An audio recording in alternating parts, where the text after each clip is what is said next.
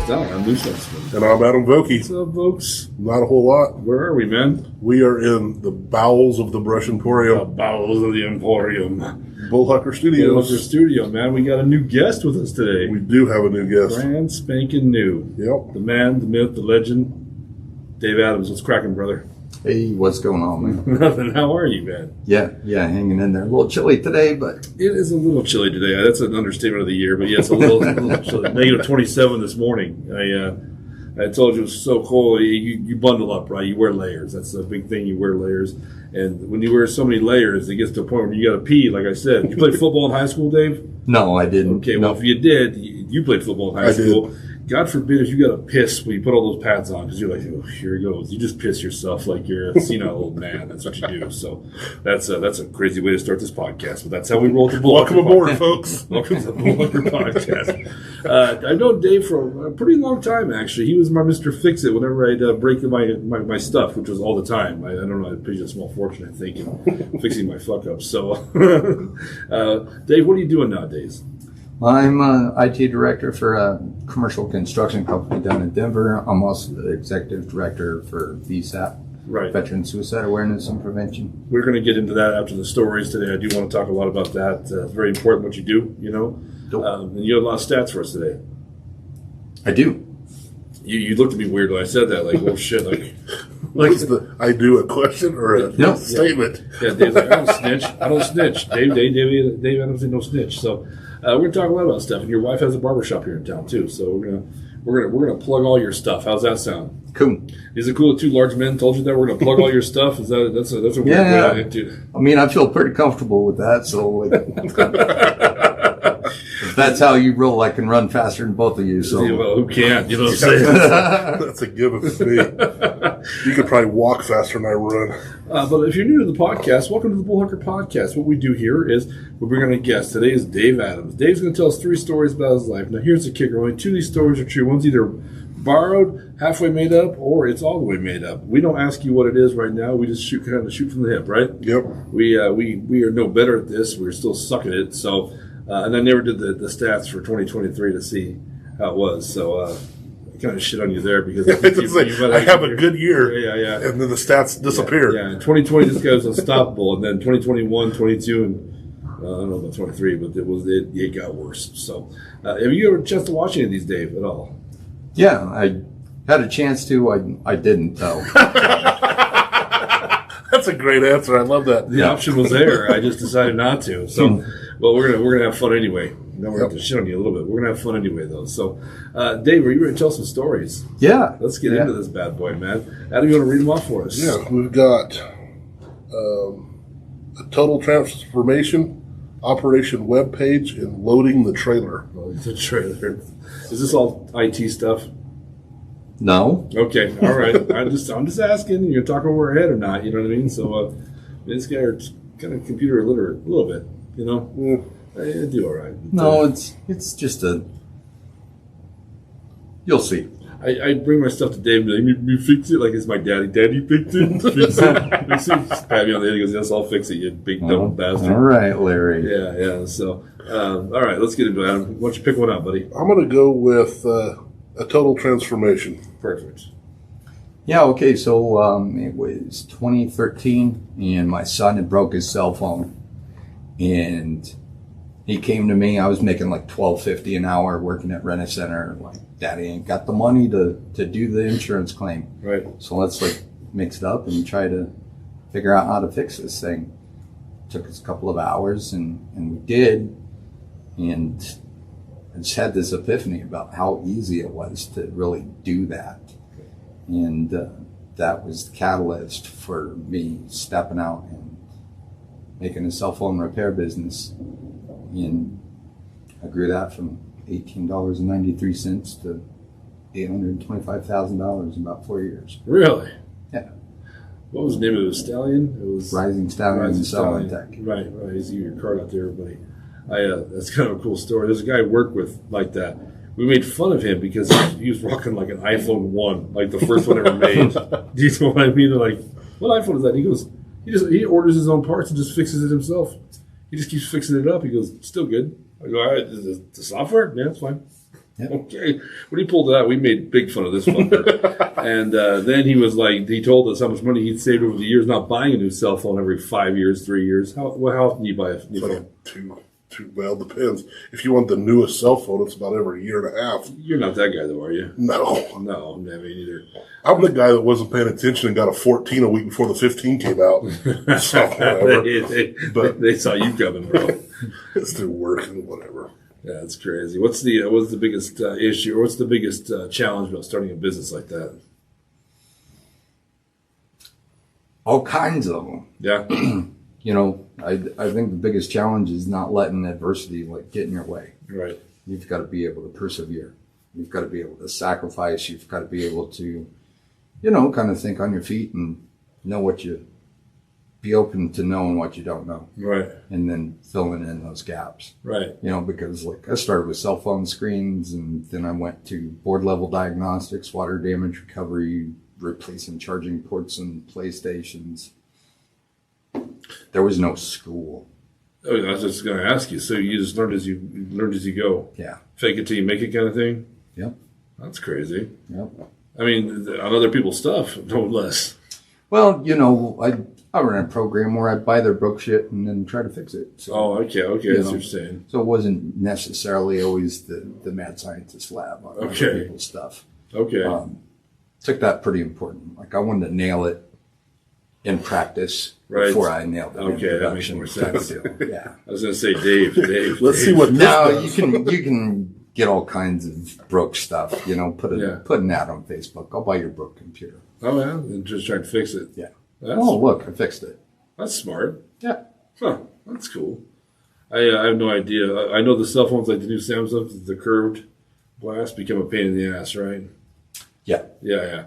That's the ones we have for work, and a guy broke his, and they said it was like $900 to fix the damn glass alone, So I was like, you just got broken glass full, So, yeah, pretty fucking wild there. What do you think about that one? I mean, it was smart. Yeah. Learning how to do it yourself. That is cool. So, yeah, that's a smart thing, man. You don't do it anymore, or you just still do it? No, man, there wasn't enough cheddar in the game. Really? I did good with it. I ran 2 locations, had 2 employees up underneath me, but at the end of the day, I'd sacrifice my daughter's play recital or birthdays, show up late, I got an hour to do this thing, a lot of staying up late and researching and worrying about taxes or how to market this or how to do that and, run a business. And I just wanted to kick back and get a paycheck, man. Yeah, you know what? Nothing wrong with it, bro. Come back to the family. So nothing wrong with it. Well, I mean, that's a sacrifice you make as a small business owner, right? For sure. But before we go on further, I say you should always support the small business owners because of stuff like this, right? This is what this podcast is all about. So we didn't talk much about upstairs. Did you walk around upstairs? You've been here, eat here before or anything like that? Yeah. Pretty cool idea, right? Heck yeah. Upstairs, all local people, all local stuff up there. So if you're looking for a great gift, Brush Emporium, 210 Clayton Street, come on down. If you haven't been here, what you've been waiting for? We're going to talk about that a little later. So, all right. I believe that story as well. I do got to interrupt one more time because I forgot to do something. We do have a sponsor today. Magic Bean there. Have you been to Magic Bean? It's in the old Country Stakeout. It's a new coffee shop. No. Family-owned coffee shop here. It's a Country Stakeout. It's a sit-down place. So they got plenty of room in there. If you want to do some studying, if you want to do any of that stuff, Megan Orcutt has opened up a coffee shop there. Pretty cool. They have a bunch of stuff like upstairs. Kind of, they have their little shops with local people's trinkets and artwork and all that good stuff. They also have a bakery in there. They make Bella Bolin has all her stuff in there. If you want diabetes, go knock it out. It's worth it because her shit is awesome. Have you ever had Bella Bolin's? I don't think baked goods? Her husband is the skinniest little guy ever, and I have no idea why. Because when he worked with us, he'd bring like all this stuff she'd bake at home, man. And we'd just go to town. I'm like, how do you not weigh 800 pounds? He's like, I don't like sweets. I go, Jesus. That'd be like living at Jack Daniel's house. I'm like, I don't really drink. I'm not into boozing. What the fuck? So anyway, I got a little off the scale there. Go check them out. It's the Old Country Strikeout. It's called The Block now. She's open 5 days a week. She's closed on Mondays and Tuesdays, I believe she said. So I probably should know that since she's our sponsor, but for Mondays for sure she's closed. Open till 3 o'clock every day. Open to the crack every day. Please go check her out. It's a great little place. And if you want a coffee, support a local person, like we just said. All right, magic bean. All right. So now that I got my horn done, and I have a little gift from you from Magic Bean before we leave. So, all right, that was total transformation. Next, we have either Operation Webpage or loading the trailer. I'm going to go with the one I want to hear. Let's actually go through Operation Webpage. All right. So in 2003, I was deployed to Iraq and didn't have, in my free time, I didn't have much to do, and I made buddies with a civilian contractor over there. He maintained some top secret computer systems that we used to report intelligence on. And, through the relationship, I got to know him a little bit, and he gave me the admin password for these boxes. And so I was able to get into this and create a web server. And I built a web page that allowed us to share intelligence data between a bigger brigade level unit and our subordinate battalions. And, we shared information back and forth. They'd roll it up to us. So we had a big picture of like the entire area of operations. And then we'd produce one big report and put it on there, and they'd be able to come and get it. You said we. You're the big battalion. Yeah. Okay, and they're the littler. Yeah, I was part of HAC 3rd Brigade Combat Team in the intelligence section. Okay. When I went to Iraq. So, and like we manned the prisons out there, when we got all the bad guys and maintained like a catalog of who they were and their known affiliates and yada, yada, yada, connected all the pieces. I just made that into a webpage and presented it graphically in that way to help us track all of that stuff. So You think they still use it? there's probably not a realistic possibility that it's still in production. Really? They might have something like it, Yeah. because I wasn't the only one doing it at that time either. Like our division level element out there in Iraq, they had a webpage too. So, Right. but it just took some nerdy techie guys to sit down and figure it out and put it all together. So, What year was this? You went to Iraq? 2003, 2004. Well, how long were you over there for? 13 months. 13 months. That's probably plenty. Yeah. That's crazy. Yeah. No military story today. Do you not like talking about it? We don't have to talk about it. Yeah. Not really, and not in this format. Okay. So, Fair yeah. enough. Fair enough. That's fair enough. But thank you for your service, by the way. That's awesome. So, Absolutely. Thank you for your support. yeah, absolutely. So, Operation Webpage, pretty cool. It is cool. Yeah, pretty wild, man. So, when did you start with all the tech stuff? At what age did you get into this? Yeah, so as soon as I popped my head out of my mother, they had this, no, I'm just kidding. It was probably like 12, 13 when we got a new Tandy computer from Radio Shack. And, my mom had spent like $3,500 on this thing, and I thought it was cooler than shit, and just tore into that thing, and she's still pissed off about that. Yeah, I bet she was. They were expensive back then. Yeah, hell yeah. What was the biggest thing you do on a Tandy computer back then? Play Dune, like the original Dune. I remember that, man. What was our first computer? My grandfather bought one. I think he spent some serious cash on it. I remember for Christmas it played Christmas music, and I thought that was pretty uptown. I thought that was that was a great way to spend $10,000 or $2,000 on. A Tandy computer. What year is that? Oh man, 91, 92. Yeah. We had our first computer, I want to say was like a Mac. It was white. It's a pretty small screen. It had that stand that was like a U-shaped piece of metal. Remember those? I'm pretty sure that's what it was. What year is this, you think? Probably about the same time. Somewhere around 89, 90, 91 right there. I was like 8th grade, freshman year right there. So. I can't remember how old I was. It's crazy that technology was that much back then. Right? Right. I mean, it's nuts how it never really changed prices, It's still, it's a little cheaper now, actually, for something obviously much, much better, but pretty wild. I was watching game consoles the other day on YouTube, because I like to reminisce. I've always been a video game guy, you know what I mean? I just bought a PlayStation 5 because I'm an idiot. I've stayed away from it like heroin. People should stay away from from heroin. No, I have to get back in that world. But it was always fun to go back and watch all the different consoles throughout time and what they cost when they first came out. What was your first? Are you a video game guy? Have you ever been? I'm not a big video game guy, but I came up on Atari, Commodore 64, and the Oregon Trail, and then Nintendo. Yeah. And Super Nintendo came out. I remember we didn't have one, but I'd go over to my friend's house and stay the night and just stay up and viciously game all night. Yeah. My go-to was Mountain Dew and Gushers. The little Gushers. Yeah, man. Oh, I remember. Yeah. Two fat guys, of course, we remember Gushers. So, like vitamins. Yep, pop them like handfuls. That's right. What game were you gaming all night on? Oh, Super Mario World. Of course. Yeah. Riding Yoshi around and doing all those things. Yeah. That's like the Super Mario 3. Yeah, that's an old school one. On the Super Nintendo. The Super Nintendo. Super Mario World on the Super Nintendo. Okay. Yeah. You weren't a video game guy. You were a little bit, right? No, we had an Atari that I played quite a bit, and then we ended up getting the Nintendo, the NES. Yeah.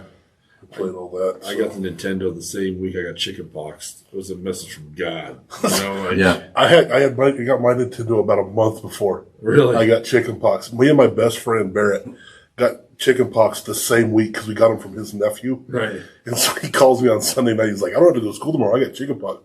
I'm like, I don't either. So we'd call each other in the morning and start playing Mario at the same time. It's like, oh, dude, if you go here, then you can get this. And if you go down this tube, and so we were kind of playing at the same time, talking to each other about what was where. And it was pretty cool. I played Rain King and Excite Bike. Those are the first two games that came with my Nintendo, and Mario. Obviously, they used to give you a game back then. And my friend Mac would come over with brothers, but we'd fight like brothers. I mean, it became a fist fight after a while. That's all that thing became. So pretty wild how technology has excelled, but the price stayed the same. I'm glad we don't have to blow the cartridges out anymore. Okay, let me ask you a question. Where did we learn to do that from? There's no internet for this to go. We've talked about this. I mean, think about that, Dave. How did everybody on the planet get the idea to? If you don't know what we're talking about, when it wouldn't load or it would get whatever weird, you would pull the little gray cartridge out and it had the microchip on it, right? What was that called? The boards. Yeah. And you would blow because there's dust in it. I guess you thought, right? Is that what it was? And I'll be damned if it didn't work. It worked, right? Yeah. But how did that get out and about? How did stuff like that get out and about? Honestly, I don't even know, man. Maybe local game shops. I don't even know. I think that was a thing. I was going to say we didn't have anything like that in Holly, but certainly just in high school, just kicking it with your friends. Hey man, try this out. Yeah, but I'm saying some kid in North Dakota thought of that, Dave. And 2 weeks later, there's kids in Florida blowing on their Nintendo. I mean, how does that happen back then? We all were may I ask how old you are, Dave? 43. Okay, I'm 48. He's 47. 47. So we're about the same. So you grew up in that era where how do we communicate anything, Well, to that, I mean, back in that time, we had dial-up modems still, and in the bulletin board systems, you could dial into somebody else's computer and read whatever they posted on there. So that might have been a thing. Or they had these things back in the day. They were called letters, and they were on paper. Tell me more. And you hand wrote them. Yeah, it was wild. You started by writing down the name of who you were writing this to. All right. And then you just dumped all of your thoughts using a pen. You'd write out sentences in cursive. And cursive? Yeah. It's this wicked cool way of writing where you don't lift the pen and it's all swirly and loopy. Sounds lazy as shit to me. Yeah, I think that pretty much did away with that. So, we had one guest that knew how to do it. Let me ask you this then. Did anybody here know how to read it though? I mean, no. Nowadays they don't. Let me ask you this though, Dave. Did you just write cursive letters to some dude in Florida you didn't know to explain to him about the Nintendo breakthrough? That was Pen Pal. That was my Facebook back then. Did you ever have a pen pal? Yeah. Did you? No. I never got into that, man. They didn't write back, but I mean, my heart was there. then I might have, because there was one year in school we had to have pen pals. I never wrote back, so I might have been your pen pal. Dude. Who knows? I'm getting closure today. That's great. Yeah. The asshole in Holly who just is too good for you, Dave. Right. Ding, I ding, ding, think ding, I know. Small world, folks. I think I owe you about 17 letters. Sorry, I'll get right on that. He's been dying to know what the girl Carrie really how it turned out. That's what he wanted to know. So, all right, That's funny. It is funny. That was Operation Webpage. That's pretty wild, man. That's So were you? No, we won't talk about it. Never mind. Okay, Operation Webpage. What did you think? That was cool. Being able to like do that for the military and use Yeah. it for communication stuff. That's pretty sweet. This is kind of cool, man. There's a guy, Chad Freoff. You know Chad Freoff from Brush? I know the name. I I'm don't gonna think I mess know up. him. He went to school of mine. He's a smart kid, real smart kid. Played in the NFL for a hot I was minute. going to say he was a quarterback, right? Yes, yeah. Okay, that's why I know who it is. So he made this program. I'm going to mess this up a little bit. So basically, it's a program to dumb down any play system, any playbook for any player. So when a player goes to another team, it's basically a system that kind of breaks it down to an easier level for anybody to understand. So I mean, stuff like that's cool when you guys can do that. I would never be able to ever. That would blow my fucking mind.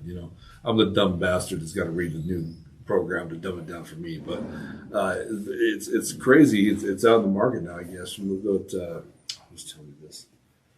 Bobby Guzman told me that. So that he had made this program. That's what it does. And NFL teams are starting to buy and get into it. So when their new players come in or free agents or whatever, it's easier Just for them kind to of understand. simplifies things for them. Because if you've ever seen an NFL playbook, it's another language. It's almost like it's written in cursive. I got to be honest. Like, you started talking about sports, and my mind kind of started to drift a little bit. I was like, I wonder if those puppies got frostbite today. My bad. It's horrible. That's a horrible thought. My God, why are you here? We're going to say no, but the answer is probably yes. Yeah, they were pretty goddamn cool. So, all right. That was Operation Webpage. One more. Loading the trailer.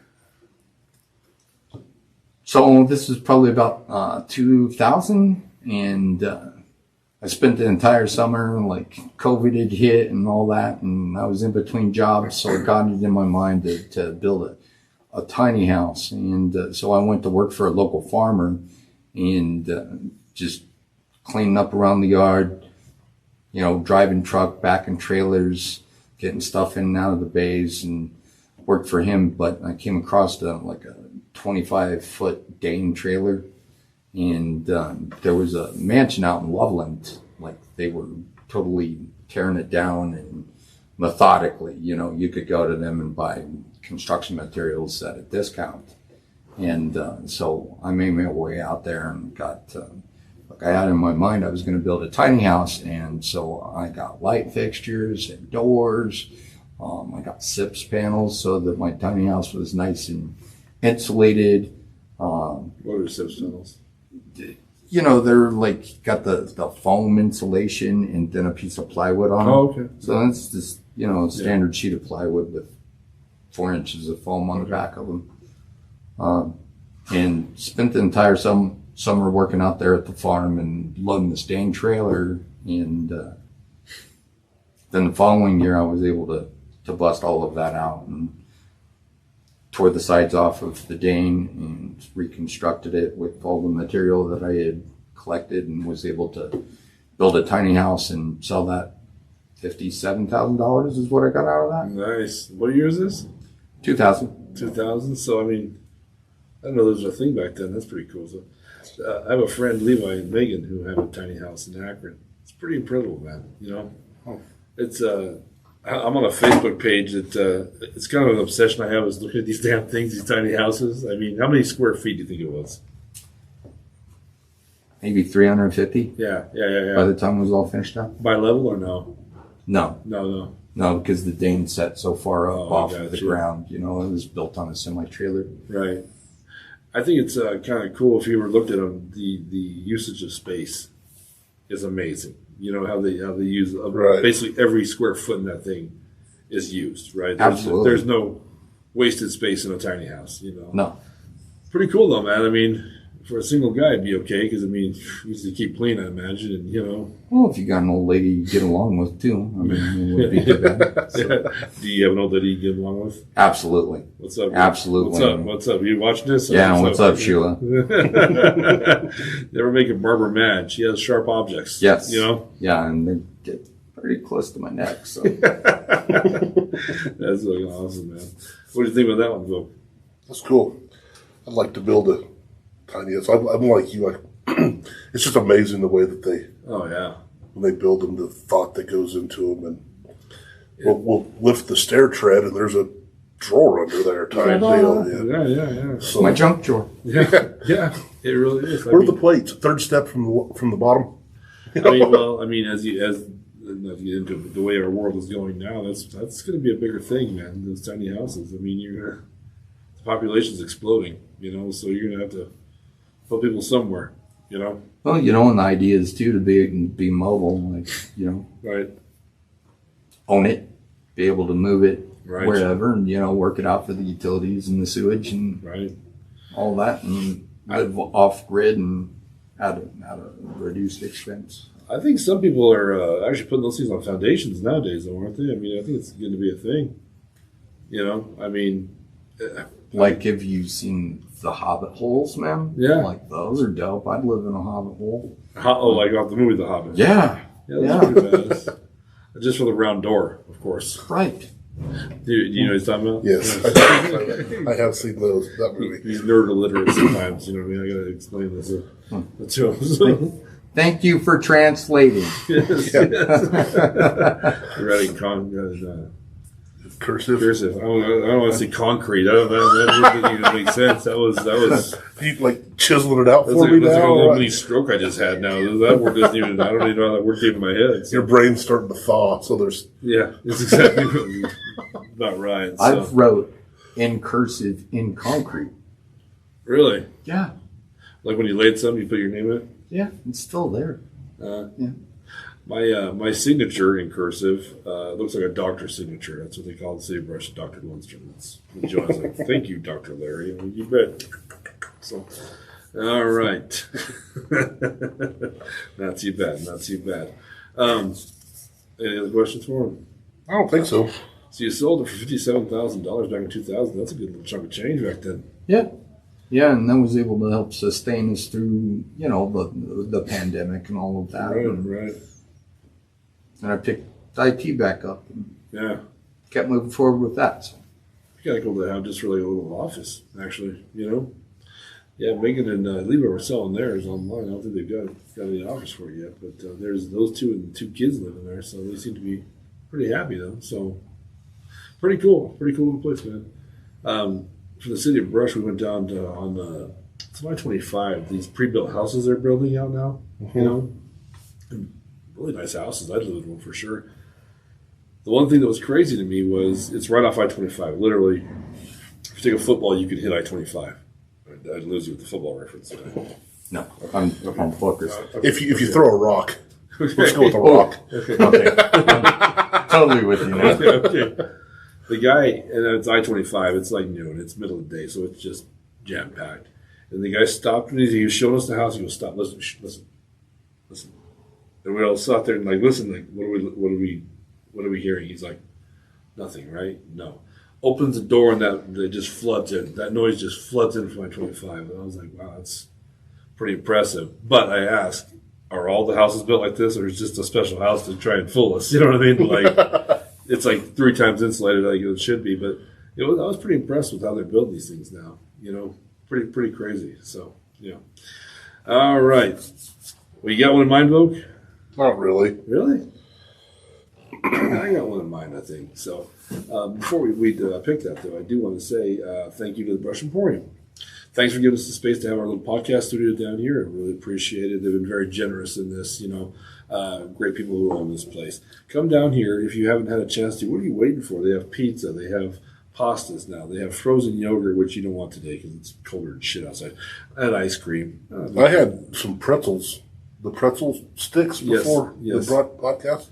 They're good. Oh, yeah. I've had those before. And the green chili queso. Oh, really? Yeah. I tried The beer cheese. Yeah, that was pretty good. So they have what else do they have upstairs? They have all chicken wings. Yeah, The the chicken wings. wings. Yeah, the wings are amazing. Garlic pepper, by the way, that's the way to go. But 210 Clayton Street, come down, check out the Emporium, get a pizza to go home, man. You know they make great pizza here. It's a family restaurant also, man. It's they have a whole bunch of stairs, concrete Bunch of tables. concrete. They got a bunch of tables. They got a bunch of board games up there. If you have kids, bring them on in. They have a chess table. You can play chess on any kind of family board games. Have an old school family night, you know, an old school. Not a Netflix night, although those aren't bad. But not a Netflix night, but an old school family night. Bring the kids down, show them how you used to get down when you were younger, when you had a tandy. All right, that's what we want to do. So, anyway, Dave, when we try and decide who has to guess first, we rock, paper, scissors. How do you rock, paper, scissors, Dave? There's more than one way. There is one way. Boom, three pumper. What did you say? Three pumper. He four pumps. He goes rock, paper, scissors, shoot. Oh. I'm with you. I do boom, boom, pow. Get it over with. Oh, okay, I'm with you now. Yeah. Kind of weird shit I'm getting into over here. Yeah. I don't know. That's when Dave Adams got that real rapey feeling. He's thinking back to when you said, "We'll plug your shit later." They keep getting like closer and closer to that weird line. I'm not in. I'm not in at all. So we're gonna three pump today. Ready? All right. Gotcha. I think you already know which one it is. So I'm gonna, all right. I believe that it's all transformation. That's how I know you. So I think that's a true story. You know, the tech, all the fix them up stuff, which you did an awesome job at. Personally, I think you should do it on the side. Probably make some serious cash. I get people online looking for that all the time. I think this place is Sterling that does it, and that's the closest one, right? I don't know. Operation webpage. I think that might be true too. There's nothing really that says that's true. It seems to be up your alley. But the reason I'm picking loading the trailer is you had mentioned during the pandemic that did not happen in 2000, in 2020. All right, good. I caught that too because Okay. you asked when it was. He said 2000. And he said it sustained us through the pandemic. So I was like, "Is this a lie, or did he just get his dates mixed up?" Yeah, that's what I thought. That's So- why I double checked. That total transformation. When did you start doing that? What year was that? 2013. Okay, that's what I thought you said, but I wasn't sure. I'm gonna go with.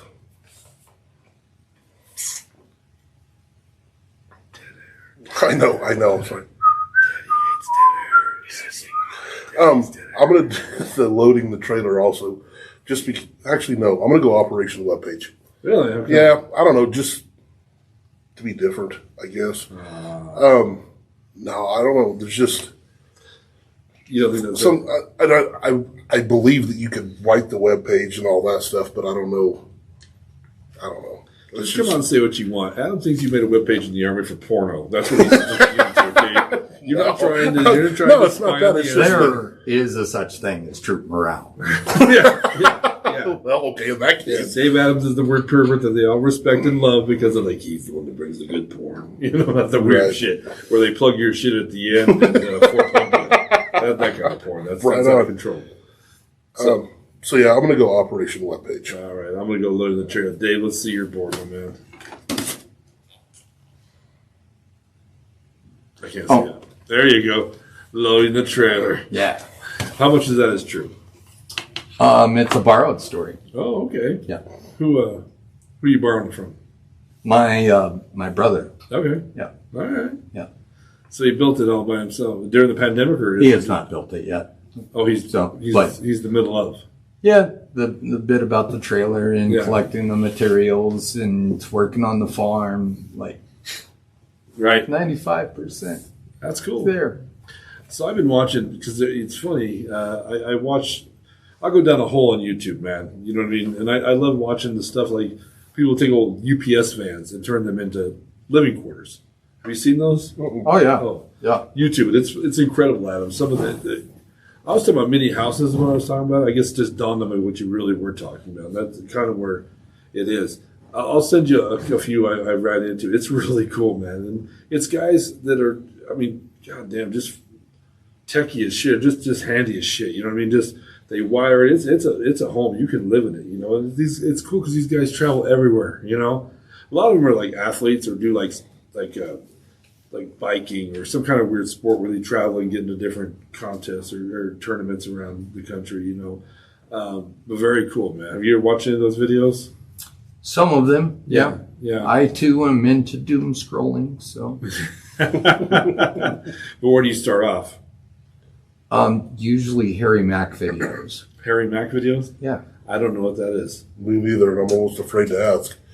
He's a freestyle rapper, and he nice. He's got this whole podcast going on, and he's just like, "Yo, give me 3 words," and then he mixes. His I own have tracks. seen that, dude. Yeah, I have seen that, and dude. he just like makes this whole bomb rap about the 3 words you gave to inspire. Yeah, and I have seen that guy. He is incredible, man. I'll waste hours watching him. Oh yeah, it's crazy. I'm like, I get into the comic book stuff a lot too, all the comic book movies shit, and I can't stop it. I'm a child at heart, so.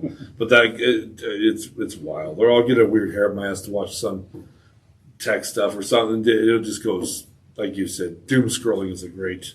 Well, that's more of a Facebook thing. you know what else I like that I get caught up in watching is like, the people that build like homes. They start digging in the dirt and they turn it into Adobe and start building it up and like in a third world country kind of thing. no, I mean it may be, but like it could just as well be down by the Platte. Sure. You know, Sure. like it's incredibly.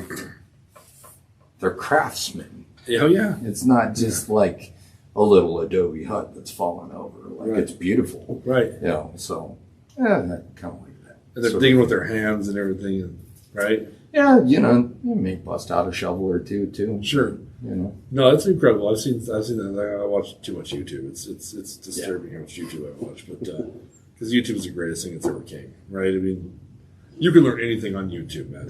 YouTube University. YouTube University. That's how this podcast came about. That's how all this stuff. That's how I learned how to do all this. I YouTube the shit out of it. So. Should YouTube have the fixed phones? I guess there's an opening. So Guess so. How I did it. I don't doubt it, man. That's that guy I work with. It made me laugh when he had that whole iPhone, man. I mean, the way we shit on him was brutal, man. Then he ended up shitting on us. He's like, you know, I haven't spent a third of my fucking fortune on new phones, idiots. Okay, and next time my phone breaks, I'll be like, hey, bro, my friend. No, I'm not your friend. All right, that was pretty good, man. It was good. It was fun. That's cool. There's some stuff I do want to talk to you about. VSAP. The executive director of VSAP. Okay. Yeah. What is VSAP?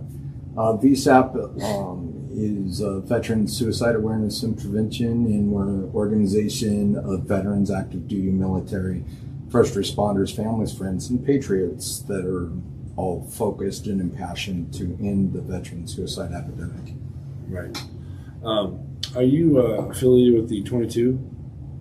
The folks who do the 22 I mean- 22nd of every month? Yeah, Okay. absolutely. That is a VSAP activity that the previous executive director, Melody Christensen, she was inspired to start doing that. Right. And so I've just taken it upon myself to honor her in that and just expand it to other areas within northeastern Colorado that we didn't have a whole lot of activity in. So we've got a group going in Fort Morgan, of course here in Brush, out in Sterling, and then there's a group out in Yuma that stand on the 22nd of each month to bring awareness to the conversation. So Right, because there's 22 veterans who die every day, right? Is it a week or a day? it's a day. Okay. And actually, you know, we've gotten a lot of progress done in that area. The current statistics, 16.8, I believe, is what the latest VA data reflects. So the numbers are coming down, but, you know, the idea is any is too many. Right. Any of our nation's heroes who, you know, feel like they're alone and just can't keep going. Right. Like, we're there to be a voice of like, hey, bro, I'm here. I've been through what you're going through. If you need somebody to talk to Right. before you make a permanent decision for a temporary problem, Right. like, hit me up. Here's my number. Call me anytime. Right. And how do you find them? How better question, how do they find you? So they can find us on our website, necovsap.org. That's necovsap.org. And that will be on the description below, a link to that. So, Yep, we recently revamped that website and are constantly trying to improve upon that. We do have monthly team meetings, but we're taking a look at that right now. Right. Like, do we want to be doing team meetings? Are we getting a lot of equity out of that and participation? Right. Or do we want to focus our energy in doing other things? And we don't quite know what that's looking like. So on the 23rd of February, we're doing a community collaboration forum in cahoots with Kelly Paris and Break the Silence in Fort Morgan. what's up, Kelly? What up? And just trying to encourage the community to come out and participate. And, we are developing a survey to ask some questions to help focus the organization and our efforts through 2024. And just taking a look at like what works, what doesn't, and how can I reach all veterans, Right. any age, any demographic. How do we capture them all and let them know that we're here, we've got a new vigor to be there and be a stand for them, come alongside them as battle buddies. That's awesome, man. Do you have any kind of affiliations with other not VSAP, but entities like you in other states or anything like that? So somebody like, we'll say in Arkansas is watching this right now, is there a website or is there anything like that has like a directory of stuff like this? Do you know of? So like VSAP was actually started through a grant from the VA Okay. to address the veteran suicide epidemic in rural areas of the country. Right. And so I believe there's 38 other communities throughout the nation, and those resources can be reached at the VA website. And then there was another program called Together with Veterans, and I know that they do run a directory of like all of the different communities throughout the nation. We're also pretty closely tied to, oddly, Hawaii Vet to Vet. And we're working with Deb Funai and their team out there to promote Any Is Too Many and collaborate with that organization. They've got a lot of positive things that they're doing by way of podcasts and media and kind of digging into technology and how we can use that to reach out. Right. That's awesome what you did. It truly is. You had mentioned earlier you're having a hard time finding younger veterans. Yeah. Guys that are just coming back. Do you have an opinion on what that's about, or is it just a different mindset? I do have an opinion about what that's about.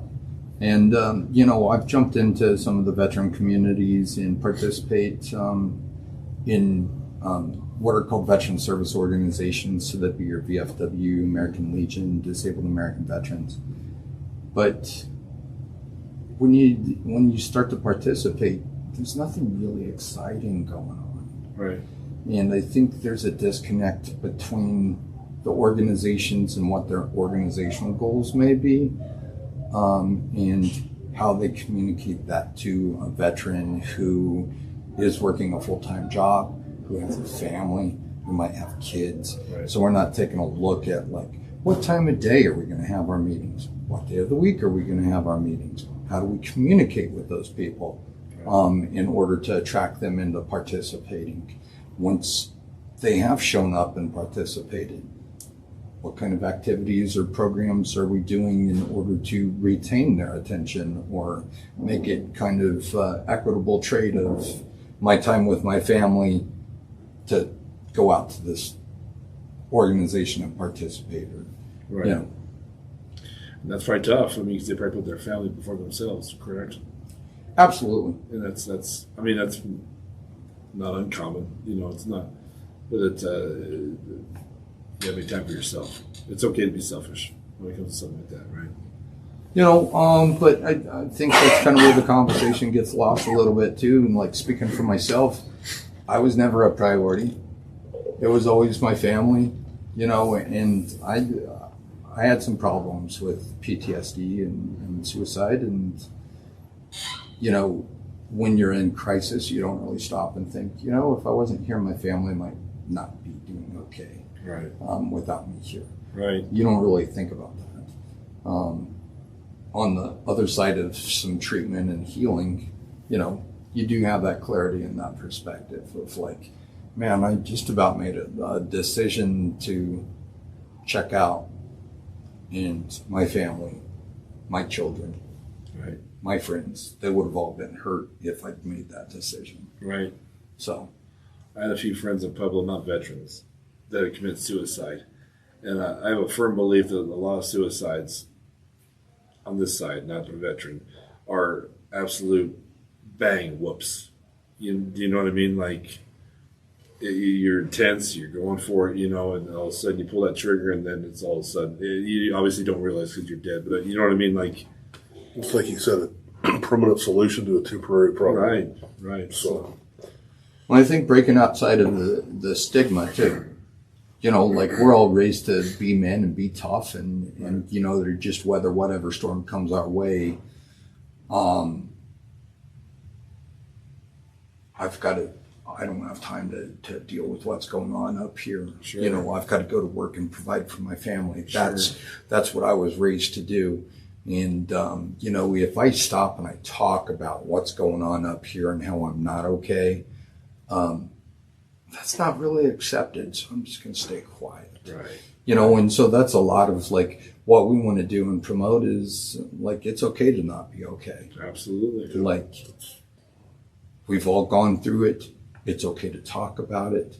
Nobody thinks that any less of you by you standing up and saying, man, like maybe I need to go check in. Yeah. Maybe I need to go see a psychiatrist and get on some meds.